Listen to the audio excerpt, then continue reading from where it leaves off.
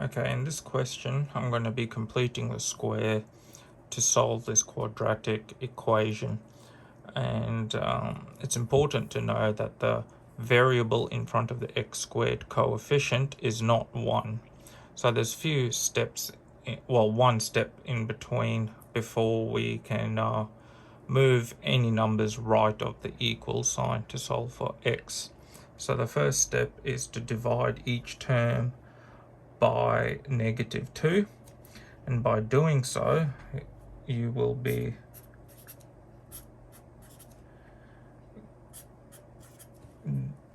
get to this step, and then simplifying it further you will get x squared plus 6x, and then you will get plus 9/2 being equal to 0.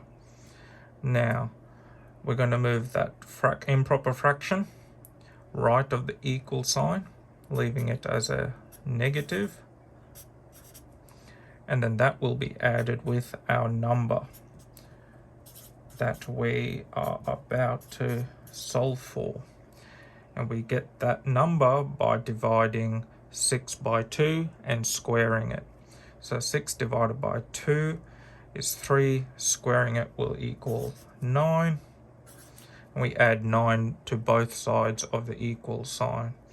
Now we can factorize this term and just simply add these terms together.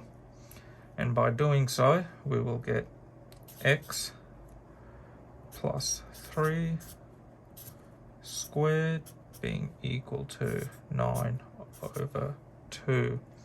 Now, if you couldn't see how I got that 3, I just divided 6 by 2.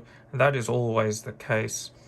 To get a number inside the parentheses, what you're doing is getting the number in front of the x term, dividing that number by 2, and putting it inside the brackets for it to be all squared.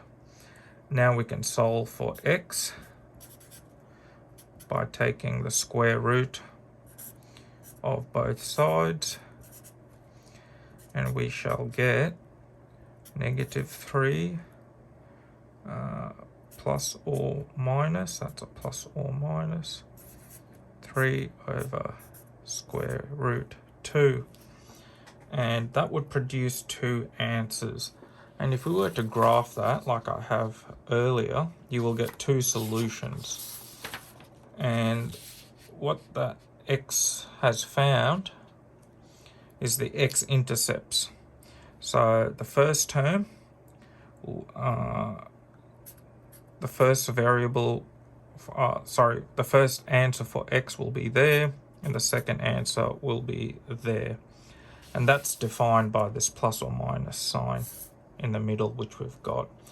However, that was just an exercise to show what happens.